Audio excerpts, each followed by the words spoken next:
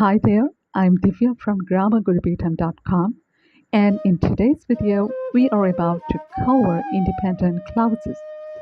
I'm sure that you have seen in your life people who confidently say they don't need any support. They are capable of standing alone and surviving. We can compare independent clauses to them because they can be part of sentences, but still capable of standing alone, which means they have a meaning of their own. You may be a bit confused. Let's look into an example sentence. He's a poet and he's a dancer. Here, he's a poet is a part of the above sentence, but at the same time, it can stand alone. It has a meaning of its own, and it itself can become an individual sentence without a support. Similar is the case with he's a dancer. Now, I hope you understood what an independent clause is. When we explore more features of independent clauses, we'll see it has a subject and a verb. For example, in this sentence, he's a poet. He is the subject and is the verb. If you would like to know more about this, please watch subject, predicate and complement and verbs, main and auxiliary in Grammar Guru Peedom. Links are in the description box. The second feature is that it expresses a complete thought. For example, he's a poet. It gives us a full meaning without creating an ambiguity or doubt. Similar is the case with the clause, he's a poet, and it goes without saying they can stand alone as sentences and at the same time they can be combined with other independent clauses or dependent clauses. Dependent clauses are something we are going to explore in our next video, so make sure you subscribe to Grammar Guru Peedom if you haven't subscribed to it so far, and hit the bell icon with the option all to receive notification of the videos on release. Let's check a few more examples of independent clauses. I love English. She's cooking dinner. They played football. I think watching these two videos, the simple clauses and the compound clauses from Grammar Guru Peedom, will help you understand the concepts better.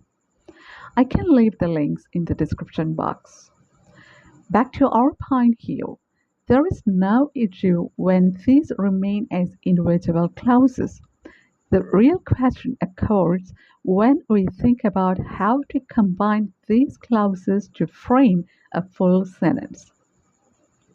There are 4 ways to combine these clauses: using coordinating conjunctions, using semicolons, and semicolons plus conjunctive adverbs, and using a period or full stop.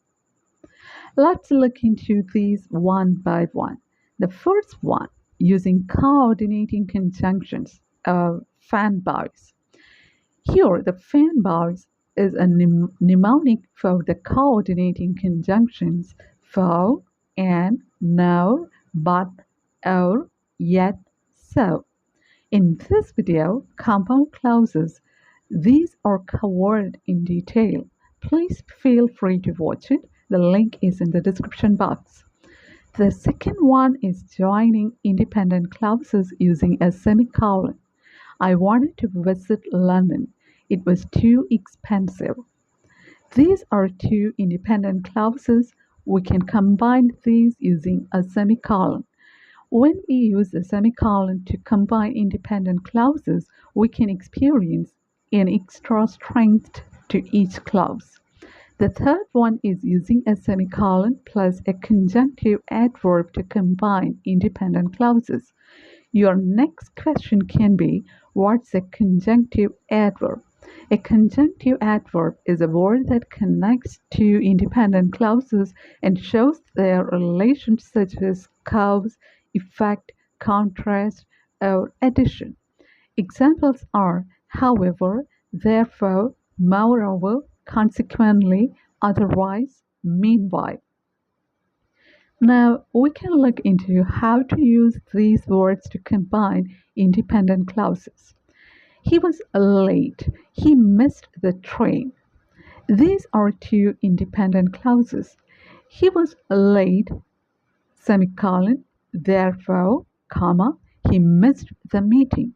Here we combined the two independent clauses with a semicolon and a conjunctive adverb. The fourth one is combining two independent clauses with a period or a full stop.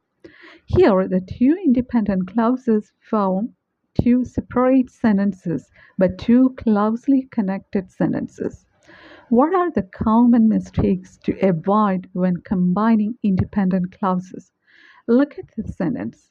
I went to store, comma, I bought milk.